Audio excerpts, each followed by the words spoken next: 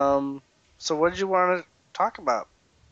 Well, I actually spoke with you earlier this month on the 3rd, I think it was, and you told me some profound things.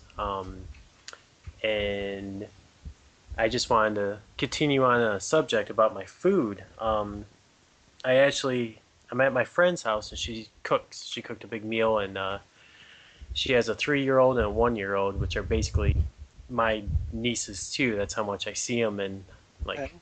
it's phenomenal. But today I ate, and around like a couple hours afterwards, I was just not feeling good, and I just had to I threw it all up, and it was just disgusting, and I've been struggling with my food situation here, and it seems like I'm fighting with myself of what I should and shouldn't eat. And it's just like a constant battle, and I'm just Mm. curious if you could tune in to see what my higher self wants to slap me around with of what I should be doing, and Well, um, you should be spending some time cleaning your food of energies if you can master remembering to do that.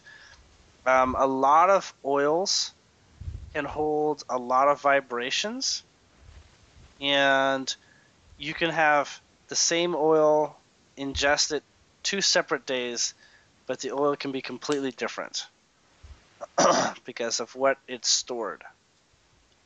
okay, Um, so what you want to start to observe, hmm, maybe not even bother observing, maybe just thoroughly praying for the food. And I'm going to say what got you ill was an oil-based situation. okay. She loves her olive oil. Well, yes, and it's not even how it gets cooked. It's what gets stored in the oil and the fats in food as well. Fats and food are the same story. Oils and fats. I'm going to compare. I'm going to keep them together. Um, and so you want to basically clean them of of man. There's just so many things that they can come with. You basically just want to go for the basic. Have this serve me at the highest level possible. Okay. um, and make it not like you must serve me at the highest point possible. Be like, invite it to participate in you with co-creating and being part of your body for the greatest purpose possible. You can find yourself Okay. a mantra or a prayer. Typically, if you find yourself a small mantra, it can be like a couple words. Like there's this one that I really liked is like love me as I love you, and I would repeat that 11 times. Hmm. And it really sort of resonates past the seventh one. And you can do that in your head. And if you say it out loud, that's good. If you say it in your head, then when you're completed, um, just take a half inhalation and then blow onto your food so that the breath of your voice gets to be delivered in that last moment and it'll contain the energy of all of it. Because food is physical and it likes physical interaction and likes physical things like that. Okay. So, um,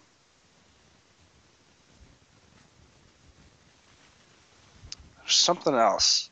Why am I getting strawberry seeds? I feel like seeds are That's interesting. She has some strawberries in the fridge that I keep mowing down, me and the niece. okay. I love strawberries though. Yeah, but it's being given to me as a negative. Okay. I feel like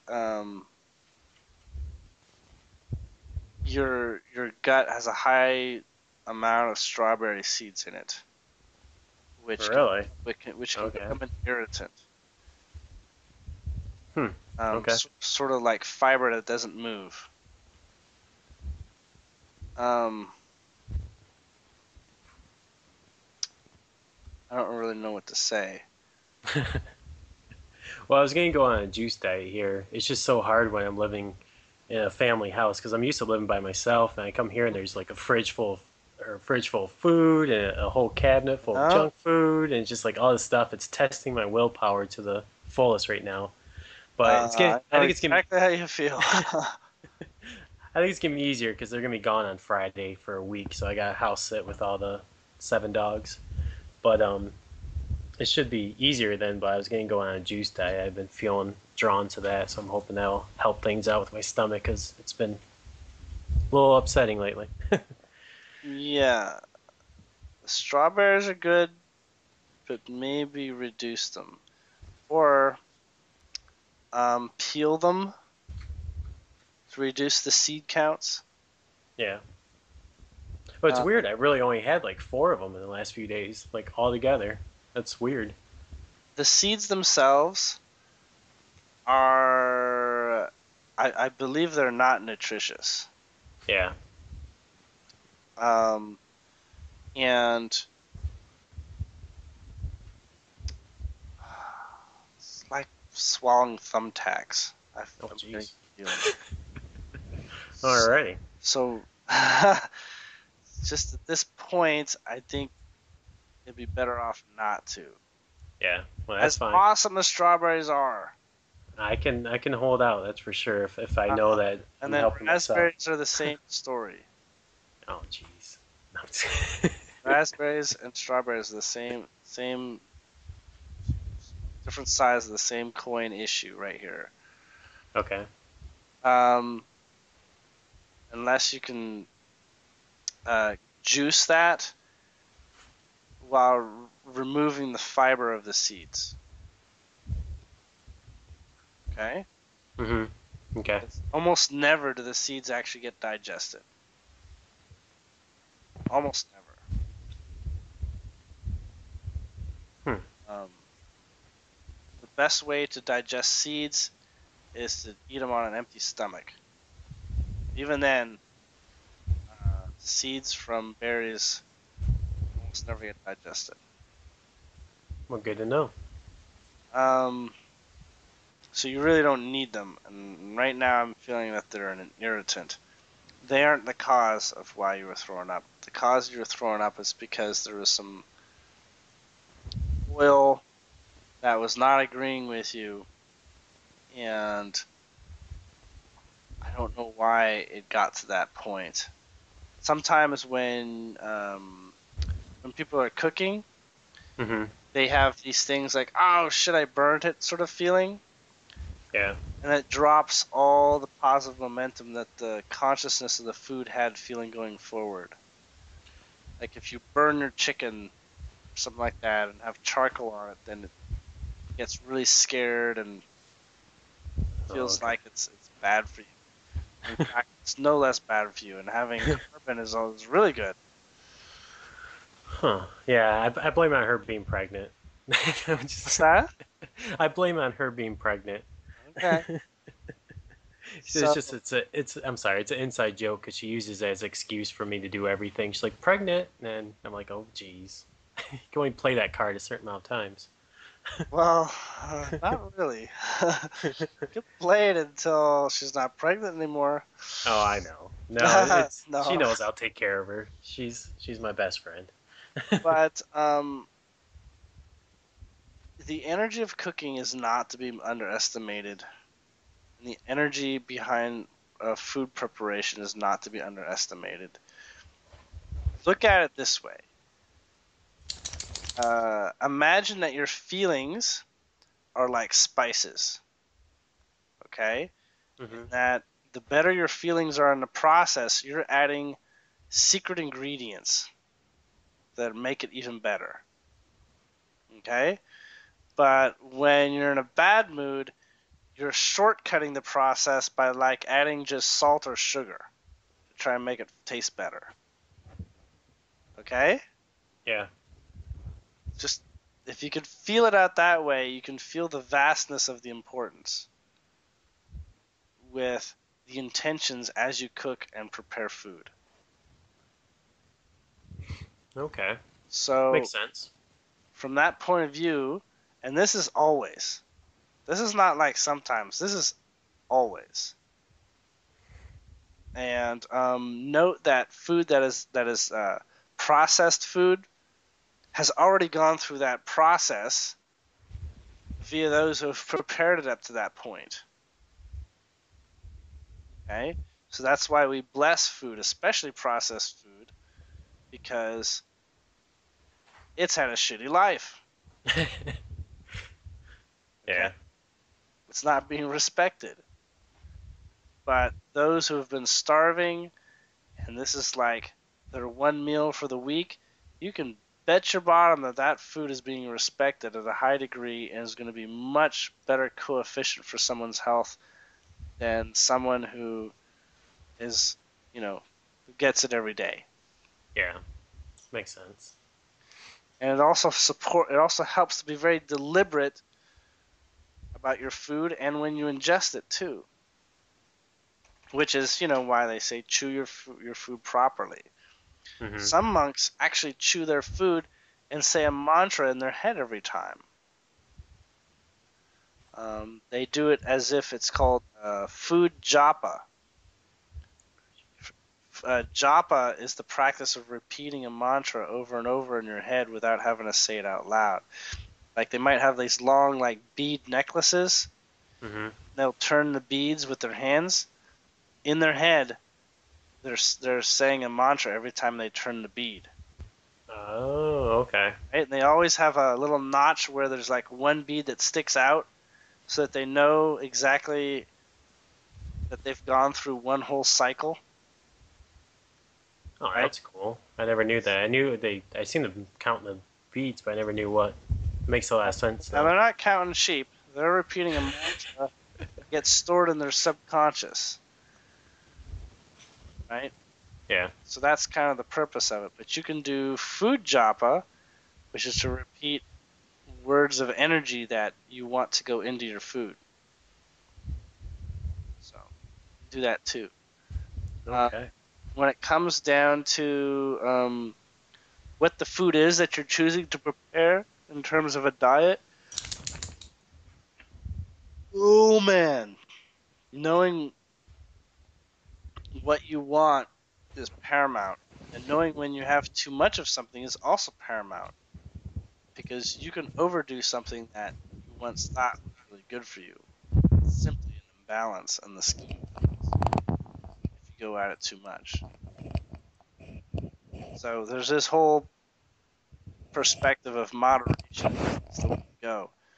But it's also important for people to choose their food rather than sort of like leaving the choice to others so often.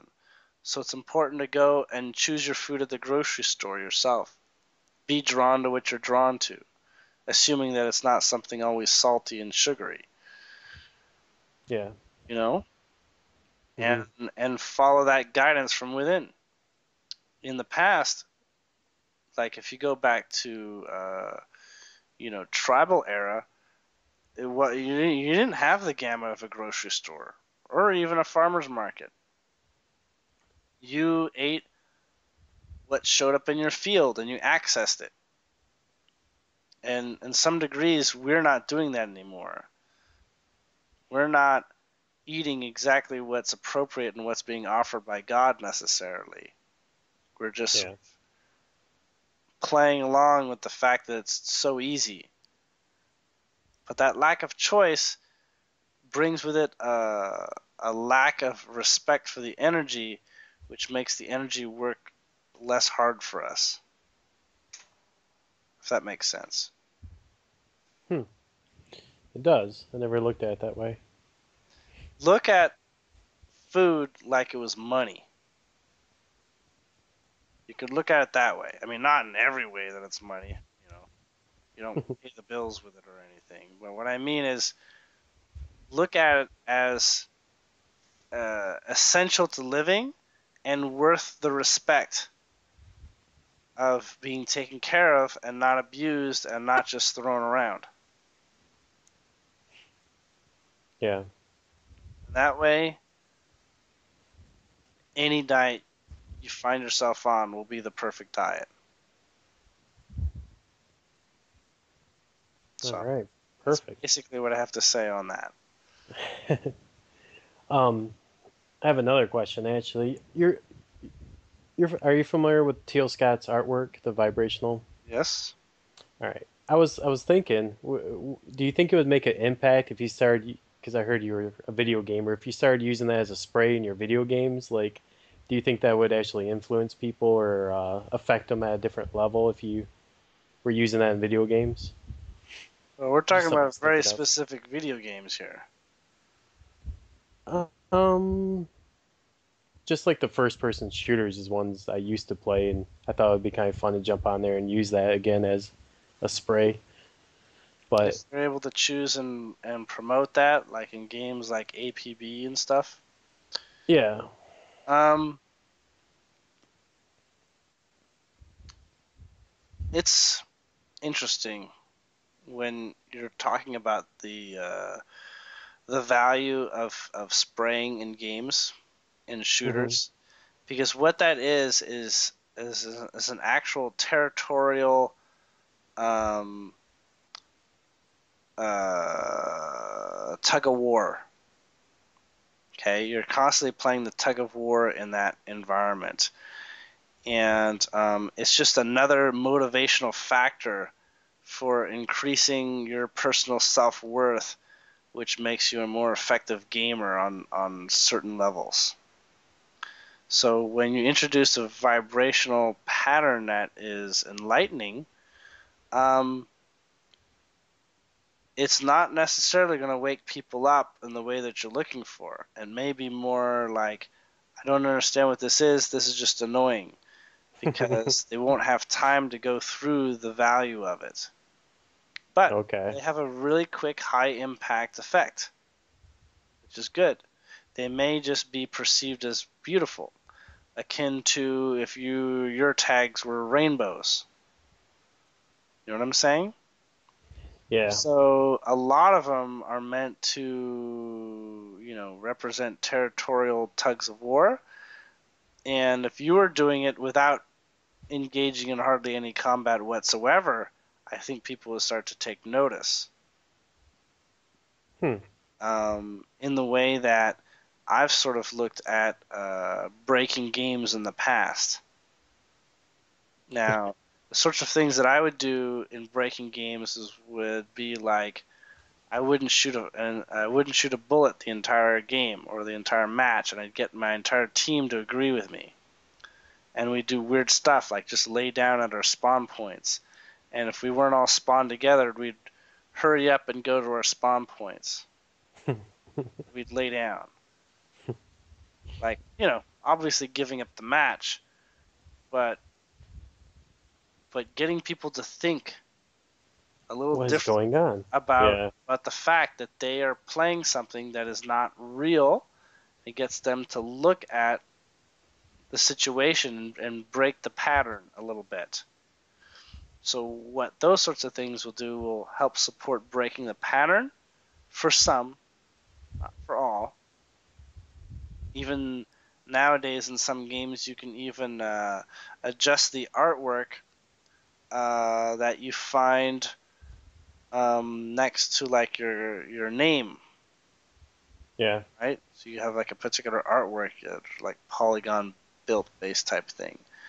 You can do that too, but it's only a shallow involvement in Hmm. these games. It doesn't have a high visibility factor that would lead to a lot of supportive change. Um, if you want to take creativity, such as what those paintings offer, to the level, you're really presenting in a place where people can actually receive them. Um, to say that they do a lot of automatic work is true, but at another perspective, it also needs to be in that high visibility environment so that it captures their attention almost exclusively, if that makes Okay. sense. Yeah, it does. It does. Because to use only part of your mind or just your subconscious does not lead to that pattern feeling like it needs to repeat in your field. Hmm. Okay. So if you're like the best game player on the map and your tags are everywhere, or they see the drawing in your call sign, whatever, constantly, well, then yeah, you're being slightly more effective. However, imagery can often be associated with the anxiety of being an opponent. So maybe it's best that you don't have it associate with you specifically as well, Okay. right? I'm going back to my bumper stickers idea. Yeah, yeah. Um, I'm almost thinking of a stained glass variation for the back window. Oh yeah, that'd be awesome. I was looking into one for the moonroof for myself, where it would like Hmm. you could put over top of it somehow, and like that'd be awesome. Yeah, stained glass variations would be very nice, I think. Yeah. Um, and promoting, yeah, stained glass uses, putting them on your windows and things like that. Not just your car, but like your home and things. Hmm. Yeah. Um. It's a good project. Yeah. I'm going up to this North Carolina event too for this. It's the Lake Norman. It's one people's gathering too, and I'm Hmm. super excited about that. I wanted to see if there's gonna be other people who want to jump on the bandwagon of this Teal Scott artwork flash mob slash thing. Hmm. So I like the idea a lot of doing like a flash mob of someone reading off Andrew Bartz's um, uh, contract removal, and then someone's Yeah, like has the contract. artwork, and Yeah. yeah, it'd be cool. Well, there's so many ways to explore this. It's basically limitless. But you'll find that if you want to be able to take these further with a lot of energy to make these ideas happen, you'll find that you have very particular skills that you own that you've grown up with that you can lend that would be able to support these better and more easily than perhaps other people are able to do. And if you follow through with those general skills, you'll find yourself in an environment where you're offering your creativity to this process and taking it to the next level. Which would be hacking all the computers. Sure, that's it. That's Force this into people's wallpaper. oh, that would be easy. That'd be fun. Huh. Yeah. I just thought that would be jumping on their free will, though. Like, well, I don't know. I There, was, take note that there's free will and then there's invitation. Now, most people are not aware of what their subconscious is doing via invitation and via their own free will. And you'd like to think, well, all free will is happening at the conscious space, at the conscious awareness space, but it's not.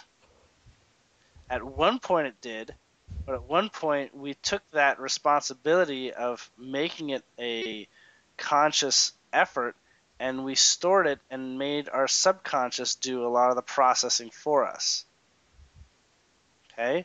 Where it becomes an interesting point of free will is because it's so dramatic that it breaks the subconscious's role in knowing what to do with it.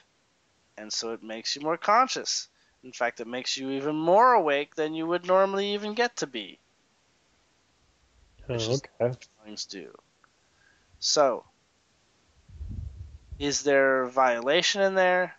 You have to play it on a case by case scenario, but what you can probably do is imagine yourself in the shoes of those that may seem violated and really, really put yourself in their shoes and see if you can imagine as realistic case scenarios as possible so that you can gain your own comfort in knowing that the free will is not being usurped when it's taking you to a higher state of consciousness. All conscious reality is looking for that. The only time that it doesn't work is if they've looked at something and they said, this is too dangerous for my ego. I will not have anything to do with this. That's when they will make a conscious free will decision to decidedly omit certain kinds of data. But if it's new, they always have that first alignment to work with, that first impression to decide if it's good or bad. Okay? Okay. Yeah. Nice. I don't know. I'm all out of questions. Then tell me what's been interesting you in these days. Um, the last few days, I've been struggling with my meditations. I used to be able to get into that little sweet spot all the time, but the last few days, I think it's from my food, actually. I've been not eating proper, and I think it's affecting my meditation. And I've been really anxious because I lived in Michigan, and I just left my house up in Michigan and winterized it because I plan on not being back till April. Like I really want to. I packed up all my animals, and I'm Uh-huh. doing this big road trip, and I was very anxious. But since I got down here, I've been having like 6 or 7 dreams a night. It's outrageous how many dreams I have. It's like so many by the time I like lay there and try and think of them, they all just start piling up, and it's hard to keep them in alignment of which one is which, and Mm-hmm. without blending them all together. And Are you uh, living in a city environment at this point? I'm thinking you're not. it's a little island or peninsula. I'm sorry, it's a little peninsula where all these rich people are. Okay. It's not really a city though, um, but it's like a little. It's not a dense populated area. Mm, no, no, it's not. What It's was it not like like where your house was? out in the middle of nowhere. It was definitely not a city. It was very spaced out, Hmm. and yeah, it was not a city at all. And you're living on your own with your animals? Correct. Um, I but feel yeah, like if you're having this many dreams and you're aware of them, I would be writing them down or, yeah, or voice recording them. yeah, I've definitely been starting to do that again. I really think it's this 3-year-old I live with that when I play with her all day and then go to bed, she wears me out. And when I go to bed, it's like that's when because she's been having. Actually, that's what I was going to ask if there's any way you can. I forgot about that. If there's you can. I got her mom's permission because she's been having really bad dreams, and she's a very aware kid, and she's been having these nightmares. And I have one of them T Nano devices from Yeah. Nikki, and I put it underneath her pillow, and she didn't sleep good last night. She went and slept on the couch, and oh, actually, that was it. She's been sleeping with me when I have all these dreams a lot, but tonight she's not sleeping with me, and I feel like someone's messing with her for some reason. Like I just really feel like it because it just I don't know why what's going on, but it's just some weird feeling I have, and I've been trusting my gut and going with it. So the T Nano thing, I hope is going to help her out. What you can do, I think the T nanos is useful. I would draw its point along the crown of her head down to her tailbone, Okay. and then that's all she would really need. You can do that in the morning, at night. That will clear her space. That will clear her before she goes to sleep, so that nothing lingering from outside her bedroom space or what she's been doing in the day would residually hang on. The other thing you can do is place a double terminating crystal under her pillow. That would be more useful than the T Nano device. I Okay. mean, the T Nano devices are kind of big. If you have an organite puck, that would also be good too. Well, that's the one I have. Is Oh, the you have the it's Orgonite puck variation. Okay. yeah, it looks like that. It's like a little hockey puck, but fatter. Not fatter actually. With the flower on it. Yep, yep. Yeah. Oh, Um, but okay. yes, run that along her from her top of her head and run them down her back. While actually touching her because she'll feel the significance behind that. And if you want her to have her play with it, something you can show her how to play with it is to rub it on her heart space and to rub it on her forehead and third eye space. Um, those two are where children have the most power, and that will make sure that that functions at a level without interference and without leeching. Okay. There's a lot of children that have tons of leeches in their field, and they're constantly supporting because of their abundance and energy.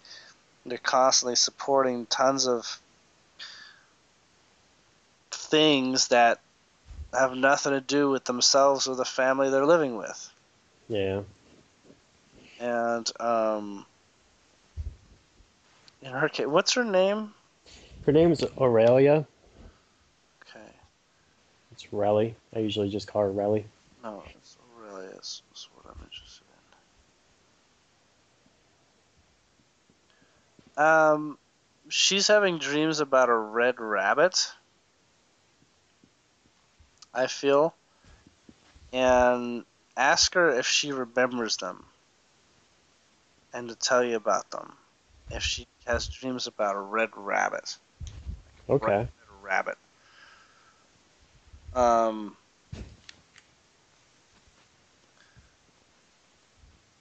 because that's, or see if she maybe draws it, Yeah. but you might be able to just ask her. And if she does, maybe you could ask her to draw it too. Okay. Um, the red rabbit will either have black eyes or like orange yellow eyes. If it has blue eyes or no eyes drawn at all, then I wouldn't be so worried. But this red rabbit is is sort of like the symbol of um, putting your hand in someone else's hand and then giving over your freedom of will to that person. A little bit like Alice in Wonderland following the rabbit. If the rabbit was red, she would not be able to help herself. But it was a white rabbit, Oh. so it doesn't really count. Okay. But the original acid trip that led to that, if you're able to go into the energetics of the truth of it, it was actually a red rabbit. But they wrote it as a white rabbit because they thought it'd be just too weird. As if it's already not already weird. I was gonna say like, huh? Okay.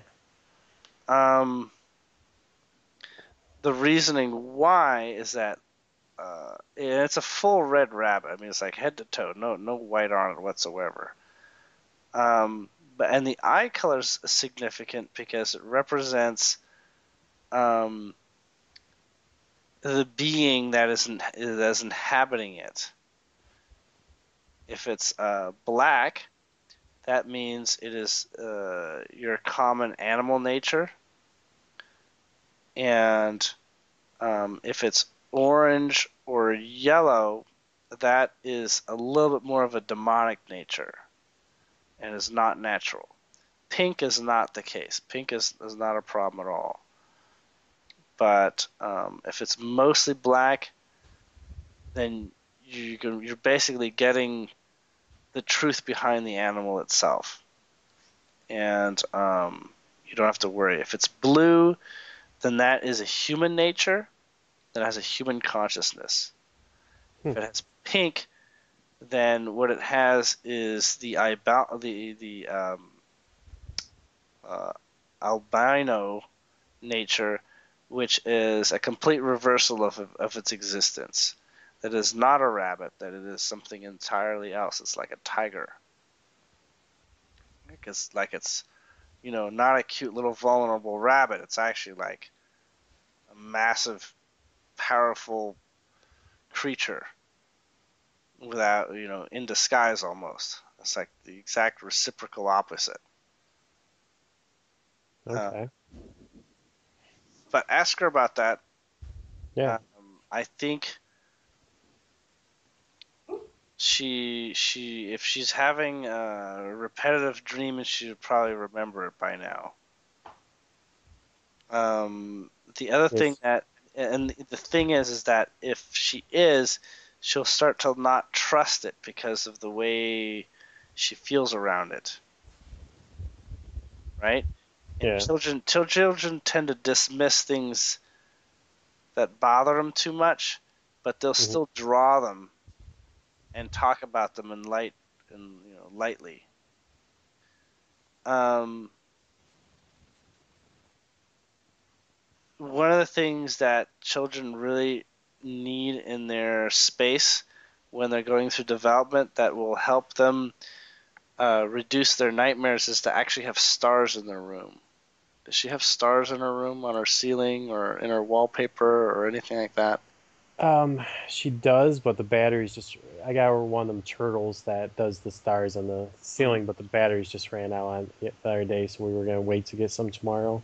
Um, but yeah, okay, I can put some more up there. She sometimes has some and sometimes doesn't. It all depends on what she's feeling. But you Okay. think that's really beneficial? It's extremely beneficial because it gives you access to the dream realm in a much faster way and the astral realm. Okay. Adults don't receive as much benefit from it as children do. Um, but yes, it attunes you to that limitless sky mentality and allows you to leave your body a lot more easily.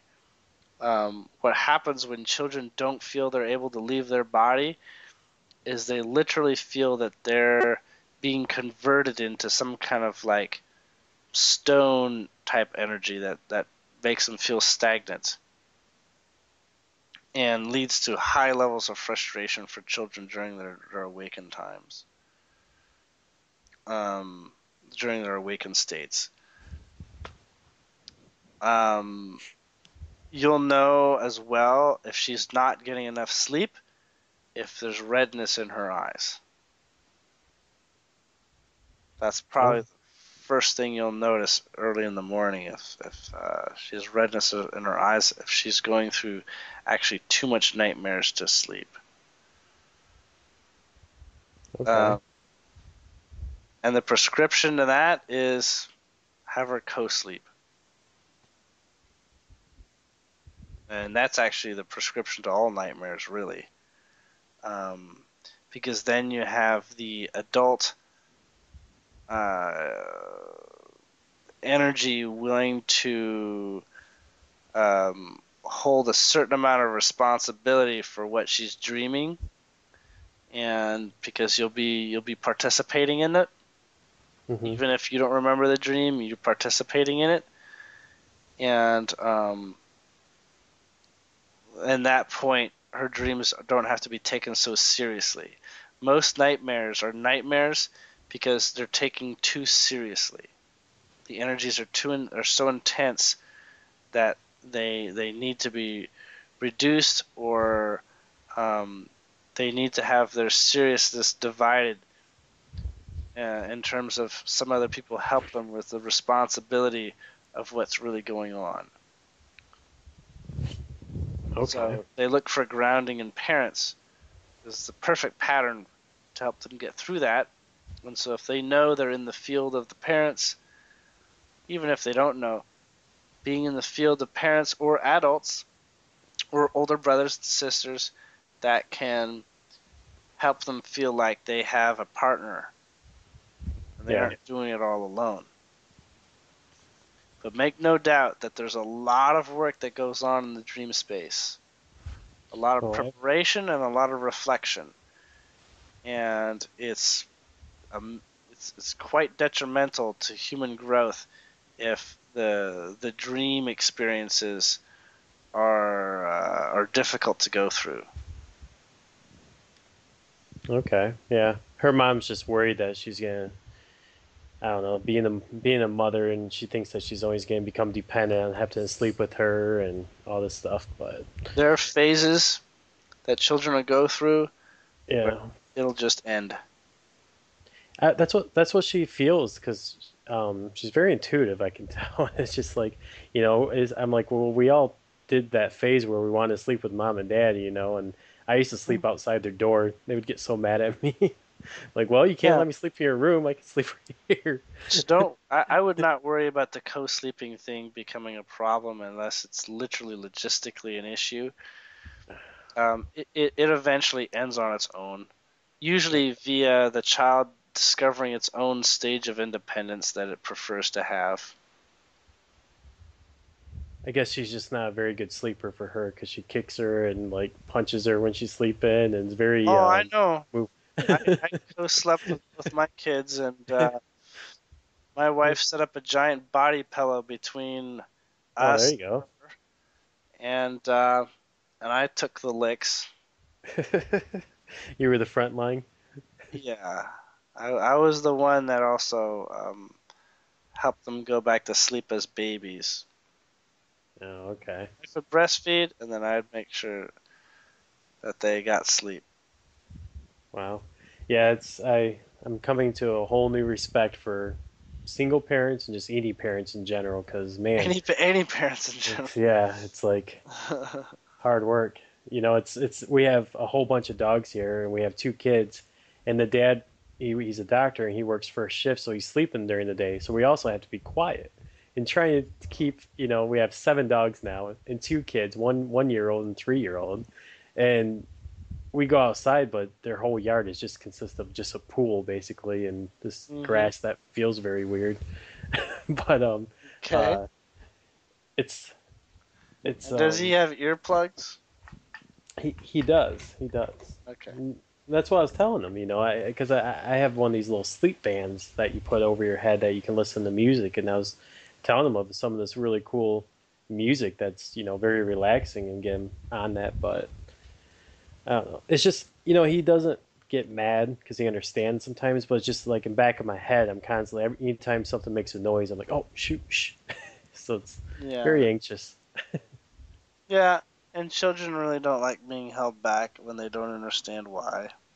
No, it's kind of funny. I do better when I pretend that they weren't.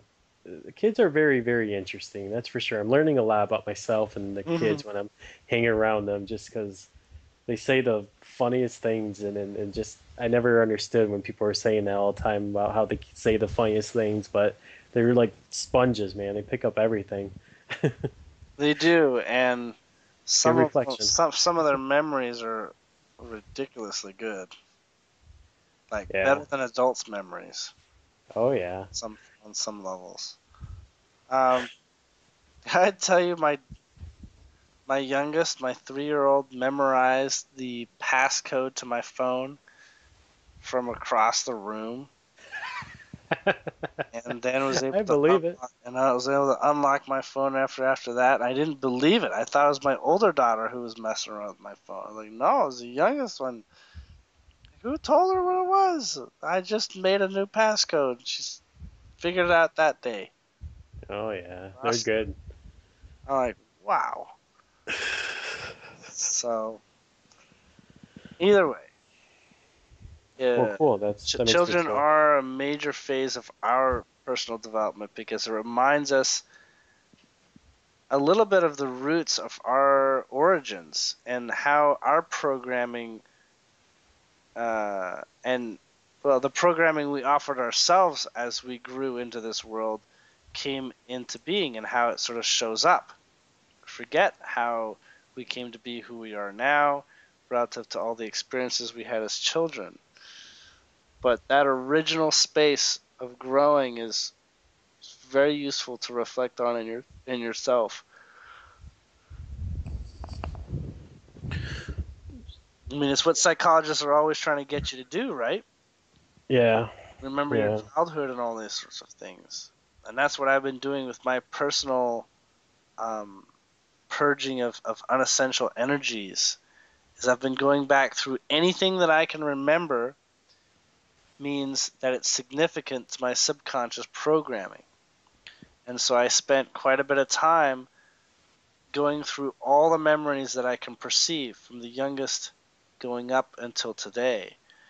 And literally looking at it from a new perspective of like, well, what did this do? What did this serve? How, why did I remember this?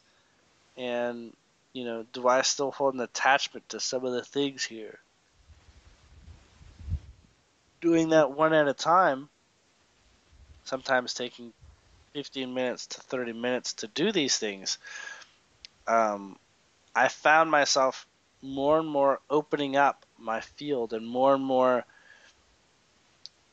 feeling freedom. And as I got to some memories that are later in my life that I thought, you know, I really got to get to the bottom of why that happened, just simply by going through my childhood ones, they all made sense. A lot of my teenage years were just repetition with slight exaggerations or a couple additional details relative to my younger childhood. And I was able to observe them from a healthy space and learn not to judge them, but acknowledge the value that they offered me in my life's growth. And after doing that and going through every memory that I have up to the recent past, I discovered how much of myself that I thought was myself was really me just agreeing to other people's needs of me. I could, And yeah. after letting go and observing what those really were, I had the opportunity to go back and decide if I want to even keep any of those memories. I had them down on paper, and that was it. They were down on paper. I wasn't going to remember them again unless I decided to look at the paper and decide to remember the memories. Oh wow. It became really, because I actually got to a point where I was comfortable with all of them and understanding why I had them. From, in the way that you can observe the value of what a child is going through as an adult, you can do the same thing with yourself. An impartial perspective, because there's so much time difference between now and then that you don't have to hold it at the same level of criticalness. Not that you aren't going to still experience emotions. You'll definitely will experience emotions as you go through these memories and observations. But you'll find a lot of the memories are relative to people, and not as many relative to moments in time, but a lot of them relative to people, which develop your social understandings of people in general. And each time that you have an experience with someone, you actually write hard code into your body that interactions with people that look like that are commonplace. So you actually create programs for physical appearance profiles. So if you see certain things, you start to feel that, somebody with a large, heavy beard is scary or something like that, Mhm. right? You start to adopt all these things. And so those are useful to go through too, if you have any particular memories that hold them out. That's why sometimes a big beard is scary and Santa Claus can be scary, but you get to a certain phase of your cognitive recognition that large white beards are comforting. And then you rewrite the code because of Santa Claus and turn white beards into being comforting. Anyways, you discover there's tons of things like this that are going on from your childhood moving to your present. And I have my kids. I had to put them aside and say, what would my life be without them? Yeah. What would my life be without these different things in my field that I offered energy to, that are asked of me to offer energy? And I discovered really who I would be without all these outside influences in my reality. And I got to a really, really good, comfortable place in terms of where I really come from. It's not ego-less, and it's not devoid of personality and choices, but it does stand out as being something that I am ultimately super comfortable with. And then when I brought things back in, I decided, oh, I'm still gonna spend time with these friends. I'm still gonna, you know, go to my workplace. I'm still gonna accept all these points of attraction on things that I've gone and observed. But now now that I've retrieved a lot of my energy that's been placed in all these different places and all these different people throughout my life, now that I've retrieved most of that, I feel so much better knowing who I really am now, having these interactions with these people and these moments. So Oh it's wow. it's an amazing feeling because now you're just so much more empowered. It's like your wallet gets 5 times thicker. Very, very, very exciting. And that's one of the things that Andrew brought to me. He said, "Go do this." Do, Well, do yeah, that's what I feel I need to be doing here. It's just that's why it's gonna be nice in this road trip where I'm gonna be by myself a lot, where I can focus on this. It's a lot easier when you don't have distractions around. mm-hmm, for So certain. yeah, because for For me, it's my dad situation. He always used to tell me that life is not a game, and I always knew when I was a kid that it kind of was a game, in my opinion. It felt hmm kind of like it, like in we had yeah. So I got a lot of stuff to go through. Yeah, yeah. And things like taking things seriously Hmm. is a form of grounding. It's a form of trying to make things solid. Humor is anti-grounding, right? Ease Yeah. and light of mind is anti-grounding. It dissects the grounding. It pulls it apart subtly. So, of course, when you want something to be grounded in someone else's field, you tell them not to laugh about it. Oh You know? yeah, yeah, It's not funny. yeah. It's not funny. Not funny. Yeah. Because you're trying to get them to agree to a basic level of understanding that where you can both hold the space and have an understanding. So, yeah. Awesome. All right, I think our time is up. It's a I got a little. question Go ahead. though. Where where do you post this once when? Because this is the public one. Where do you post this bad boy at? I have not posted any of my public ones yet, but I'll be Oh, okay. I'll be creating a YouTube channel when I get to the point where I'd like some examples of what I'm doing for people to get an idea. That's probably will be at some point a phase, but at this point in time, that phase is not engaged yet. Okay. But you can share it once I give you a recording if you like. Yeah, I'm actually recording it too. So yeah, I was gonna probably just post it on Facebook or whatnot. No Cool. problem. All right. Awesome. You may do that. Cool. Well, I hope you make it to the Return to Atlantis event and you're able to get all your stuff situated. I'm keeping that option open, Yeah. and at this time, lots of things are options, and I'm playing at my priorities. And even though my priority is to do everything, I am keeping some people in my field that I'm respecting their choices, and I'm allowing them to voice their opinions on what they would like. Mostly my kids. Oh, that's a good thing to do, man. Right, of course. Nice. Nice, Um, nice, nice. because I'm placing them at a high stage of priority, and I only have certain things that make it work out. And I have other engagements like my current present full-time employment and how I approach that as well. So Nice. Well, plenty good of luck to things you. to consider and play with. Yep. So yes, I do Perfect. look forward to going, and it's still quite possible that I Yeah. could work out. Of Play it day course, by day. lots of great people I would get to meet, of course. So, Cool. well, you have a good night, Curt.